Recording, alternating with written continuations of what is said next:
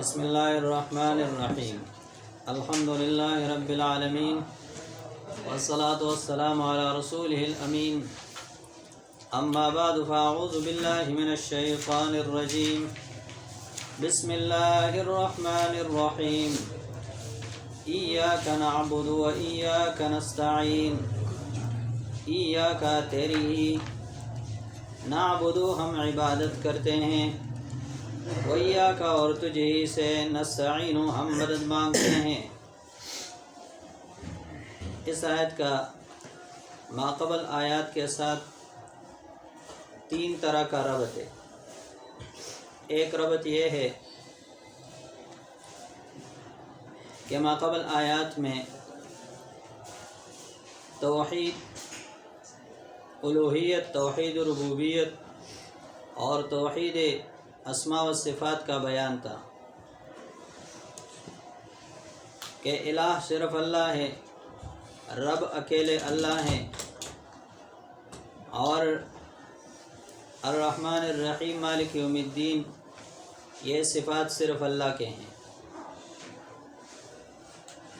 اب بطور نتیجہ کے توحید فی العبادت اور توحید فی الاستعانت کا بیان ہے کہ بندگی اور عبادت صرف اللہ کی کرنی ہے، اور استعانت اور ما فوق الاسباب حاجات اور امور میں مدد صرف اللہ ہی سے مانگنا ہے، امور غیر عادیہ میں۔ دوسرا ربط یہ ہے کہ انسان پر زمانے کے اعتبار سے تین حالات گزرے ہیں۔ ایک ماضی کا زمانہ جب انسان موجود نہیں تھا، ایک حال کا زمانہ جب انسان کو وجود ملتا ہے، اور ایک مستقبل کا زمانہ جب انسان مرے گا۔ تو ماضی میں وجود انسان کو اللہ نے دیا، وہ اس کا رب الحمدللہ رب العالمین، اس میں ماضی کا بیان تھا۔ موجودہ زمانے حال میں انسان کی تربیت اور پرورش اور رزق دینے والی ذات اللہ کی ہے، یہ اللہ تعالیٰ کی رحمت ہے الرحمن الرحیم۔ اور مستقبل میں مرنے کے بعد انسان کے روز جزا کا مالک اور اچھے یا برے اعمال کا فیصلہ کرنے والا یہ صرف اللہ ہی ہے، مالک یوم الدین۔ اب جب اللہ نے انسان کو پیدا کیا ہے، وہ اس کا رب ہے، اسی کی پرورش کرتے ہیں، وہ رحمان و رحیم ہے اور روز جزا کا مالک ہے، اس کو بدلہ دیں گے۔ تو ہر انسان کو چاہیے کہ اللہ ہی کی بندگی اور عبادت کرے۔ ایاک نعبد، تیری ہی ہم بندگی اور عبادت کرتے ہیں، وایاک نستعین اور تجھ ہی سے مدد مانگتے ہیں۔ اور تیسرا ربط یہ ہے کہ ماقبل آیات میں توحید ربوبیت اور توحید الاسماء والصفات کا بیان تھا۔ اب توحید فی العبادہ والاستعانت کا بیان ہے کہ بندگی صرف اللہ کی ہونی چاہیے، عبادت اور استعانت اسی مانگنا چاہیے۔ تو توحید کے بعد رد شرک کا بیان ہے کہ عبادت میں اللہ کے ساتھ کسی کو شریک نہیں کرنا چاہیے۔ ایاک، تیری ہی نعبد ہم عبادت کرتے ہیں، ماقبل میں غائب کے صیغے تھے، اور ایاک یہ مخاطب کا صیغہ ہے۔ تو اس کی وجہ علماء نے یہ بیان کی ہے کہ ماقبل میں اللہ کا تعارف تھا، اللہ تعالیٰ کی حمد اور اسماء و صفات کے ساتھ، اور تعارف غائب کے صیغوں سے ہوتا ہے۔ اور اب یہاں پر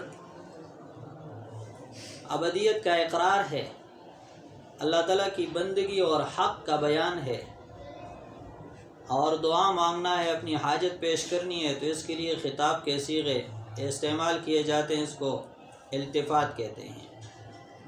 پھر ایاک نعبد میں عربی گرامر کے لحاظ سے نعبد فعل ہے، ایاک مفعول ہے، مفعول بعد میں ہوتا ہے اور فعل پہلے ہوتا ہے، لیکن یہاں پر مفعول مقدم کیا گیا ہے ایاک، اور نعبد یہ بعد میں ہے۔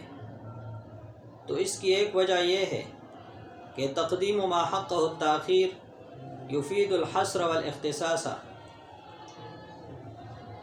کہ مفعول کو مقدم کرنے کی وجہ سے اس میں اختصاص آ گیا کہ عبادت خالص اللہ کا حق ہے، خاص اللہ ہی کی بندگی اور عبادت کرنی ہے۔ اسی وجہ سے عبداللہ ابن عباس رضی اللہ تعالیٰ عنہ اس کا معنی بیان کرتے تھے، نعبدک ولا نعبد غیرک، ہم آپ ہی کی بندگی کرتے ہیں اور آپ کے علاوہ کسی اور کی بندگی اور عبادت نہیں کرتے۔ اور دوسری وجہ ہے کہ ایاک میں خطاب اللہ کی ذات کو، تو عابد جب عبادت کرے تو اللہ کی ذات کو مد نظر رکھے، اللہ کی ذات کو مقدم رکھے، تاکہ اس کی اپنی عبادت پر نظر نہ ہو بلکہ معبود پر نظر ہو۔ ایاک ہم عبادت کرتے ہیں تیری ہی ہم عبادت کرتے ہیں۔ نعبدو جمع کا صیغہ ہے، بندہ کہہ رہے نماز پڑھ رہا ہے تو یہ تو متکلم واحد کا صیغہ ہونا چاہیے۔ عابدو تو نعبدو جمع کا صیغہ دو وجہوں سے لایا گیا۔ ایک وجہ تو یہ ہے کہ ہر شخص کے ذمہ خود عبادت فرض ہے، دوسرے شخص کا ذمہ کسی اور شخص کے عبادت کرنے سے فارغ نہیں ہوگا۔ ہر شخص جو مکلف ہے اور پابند ہے اللہ تعالیٰ کی بندگی کا، وہ خود عبادت کرے گا، فرائض ادا کرے گا، تو تب اس کا ذمہ فارغ ہوگا۔ یہ قانون شریعت کا نہیں ہے کہ ایک بندہ بندگی کرے اور باقیوں کا ذمہ بھی فارغ ہو جائے۔ فرائض ذاتیہ میں اس طرح نہیں ہے، ہاں فرض کفائی میں یا دیگر میں ہے، لیکن فرائض ذاتیہ میں اس طرح نہیں ہے کہ عبادت ایک بندہ کرے اور سب کا ذمہ فارغ ہو جائے۔ اس لیے جمع کا صیغہ لایا گیا کہ سب عبادت کریں گے اللہ کی۔ اور دوسری وجہ یہ ہے کہ دنیا میں صرف انسان عبادت نہیں کرتے اللہ کی، یہ تمام مخلوقات اللہ کی بندگی اور عبادت کر رہے ہیں۔ فرشتے بھی اللہ کی عبادت کرتے ہیں، اور آسمان پر کوئی ایک بالش جگہ بھی خالی نہیں ہے فرشتوں کی عبادت سے۔ کوئی قیام میں ہے، کوئی رکوع میں ہے، کوئی سجدہ میں ہے، کوئی کسی کام پہ اللہ نے لگا دیا ہے، کوئی کسی کام پہ لگا دیا ہے۔ یہ سب وَإِن مِّن شَيْءٍ إِلَّا يُسَبِّحُ بِحَمْدِهِ، دنیا کی ہر شے اللہ تعالیٰ کی تسبیح بیان کرتی ہے۔ كُلٌّ قَدْ عَلِمَ صَلَاتَهُ وَتَسْبِيحَهُ، ہر کائنات کے ذرے ذرے کو پتہ ہے کہ میں نے کیا عبادت کرنی ہے، اس کو اپنی نماز اور عبادت کا پتہ ہے۔ تو اب یہ بندہ اپنی عبادت کو دوسرے عابدین کے عبادت سے ملا کر اس کی قبولیت کا امید رکھتا ہے کہ اللہ میں اکیلے آپ کی بندگی عبادت تو نہیں کر سکتا، لیکن ہم سب آپ کی عبادت کر رہے ہیں، تو ان سب کی عبادت اگر قبول ہے تو ہماری عبادت بھی قبول کر دے۔ اس لیے جمع کا صیغہ لایا گیا، ایاک نعبد۔ ہندو اعتراض کرتے ہیں کہ اللہ تعالیٰ کا کلام ہے، اللہ نے نازل کیا ہے، تو اللہ تعالیٰ جب فرماتے ہیں ایاک نعبد، تیری ہی ہم عبادت کرتے ہیں، تو اللہ تعالیٰ کس کی عبادت کرتے ہیں؟ تو اللہ کا کلام۔ تو جواب اس کا یہ ہے کہ اللہ کا کلام ہے، لیکن اللہ تعالیٰ انسانوں کو سکھا رہے ہیں کہ آپ لوگوں نے میری عبادت کیسی کرنی ہے، آپ لوگوں نے دعا کیسی کرنی ہے، دعا کا طریقہ سکھا رہے ہیں۔ جیسے چھوٹے بچوں کو اسکول یا مدرسے میں استاد درخواست لکھنے کا طریقہ سیکھتا ہے، تو استاد اپنے آپ سے خود تو چھٹی نہیں مانگ رہا، بچوں کو سکھا رہا ہے کہ آپ نے اس طرح لکھنا ہے، بخدمت جناب فلاں جناب عالی مؤدبانہ گزارش کی جاتی ہے کہ فلاں کے سر میں درد ہے یا بخار ہے، اس کو چھٹی عنایت فرمائے۔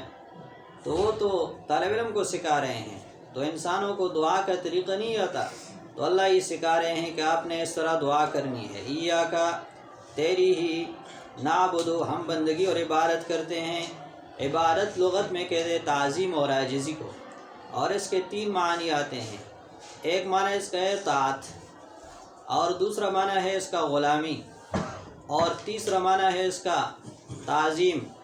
لیکن تعظیم شرعی اور شرعی عبادت وہ ہے کہ اللہ تعالیٰ کو اپنا معبود، خالق، مالک، نفع نقصان کا اور ما فوق الاسباب قادر سمجھ کر اس کی تعظیم اور بندگی کرنا۔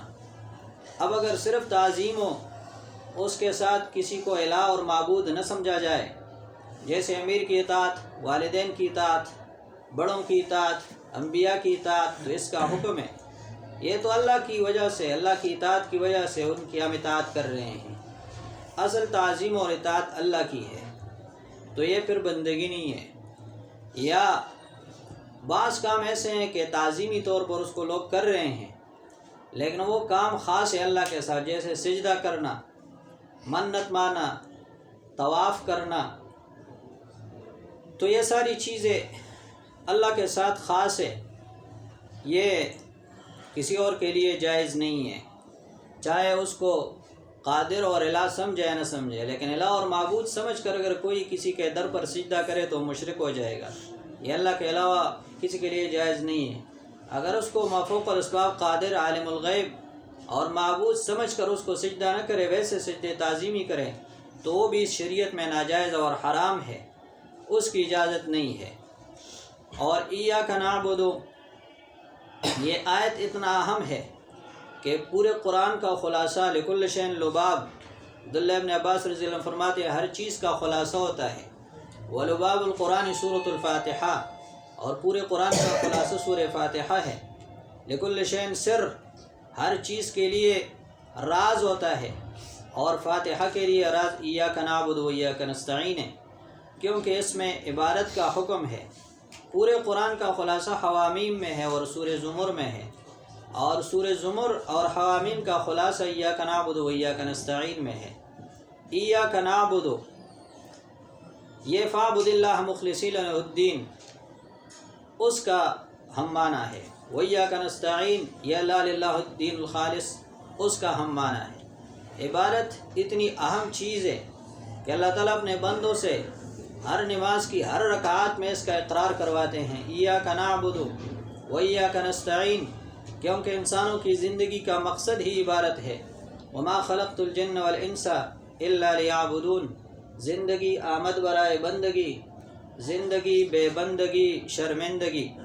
تمام انبیاء علیہ الصلوۃ والسلام کی دعوت اسی عبادت کی تھی کہ اللہ کی عبادت کرو۔ وَلَقَدْ بَعَثْنَا فِي كُلِّ أُمَّةٍ رَسُولًا أَنِ اعْبُدُوا اللَّهَ وَاجْتَنِبُوا الطَّاغُوتَ، ہم نے ہر قوم میں ایک رسول بھیجا اور اس رسول کو پیغام دیا کہ لوگ اللہ کی بندگی کریں اور طاغوت اور شیطان اور غیر اللہ کی بندگی سے بچے۔ وَمَا أَرْسَلْنَا مِن قَبْلِكَ مِن رَّسُولٍ إِلَّا نُوحِي إِلَيْهِ أَنَّهُ لَا إِلَٰهَ إِلَّا أَنَا فَاعْبُدُونِ، آپ سے پہلے بھی جتنے انبیاء ہم نے بھیجے ہیں ان سب نے یہی دعوت دی ہے کہ وہ اللہ کی بندگی کرے، اس کے علاوہ کوئی الہ اور معبود نہیں ہے۔ نوح علیہ السلام نے اپنی قوم کو فرمایا وَلَقَدْ أَرْسَلْنَا نُوحًا إِلَىٰ قَوْمِهِ فَقَالَ يَا قَوْمِ اعْبُدُوا اللَّهَ مَا لَكُم مِّنْ إِلَٰهٍ غَيْرُهُ، ہود علیہ السلام نے فرمایا وَإِلَىٰ عَادٍ أَخَاهُمْ هُودًا قَالَ يَا قَوْمِ اعْبُدُوا اللَّهَ مَا لَكُم مِّنْ إِلَٰهٍ غَيْرُهُ، صالح علیہ السلام نے فرمایا وَإِلَىٰ ثَمُودَ أَخَاهُمْ صَالِحًا قَالَ يَا قَوْمِ اعْبُدُوا اللَّهَ مَا لَكُم مِّنْ إِلَٰهٍ غَيْرُهُ، شعیب علیہ السلام نے فرمایا وَإِلَىٰ مَدْيَنَ أَخَاهُمْ شُعَيْبًا قَالَ يَا قَوْمِ اعْبُدُوا اللَّهَ مَا لَكُم مِّنْ إِلَٰهٍ غَيْرُهُ۔ ابراہیم علیہ السلام کے بارے میں ارشاد ہے وَإِبْرَاهِيمَ إِذْ قَالَ لِقَوْمِهِ اعْبُدُوا اللَّهَ وَاتَّقُوهُ، یوسف علیہ السلام نے جیل کے ساتھیوں کو دعوت دی، امر اللہ تعبدوا الا ایاہ، اللہ نے حکم دیے صرف اس کی بندگی کی جائے۔ عیسیٰ علیہ السلام نے شروع میں فرمایا تھا قال انی عبد اللہ، میں اللہ کا بندہ ہوں۔ قریش کو اللہ نے حکم دیا فلیعبدوا رب ھذا البیت، اس گھر کے رب کی بندگی کرو۔ سب لوگوں کو قرآن نے دعوت دی ہے یا ایھا الناس اعبدوا، اے لوگو اللہ کی بندگی کرو اور اللہ کی عبادت کرو۔ تو ایاک نعبد یہ پڑھ لیا، انشاءاللہ ایاک نستعین بعد میں پڑھیں گے، ٹائم ختم ہو گیا۔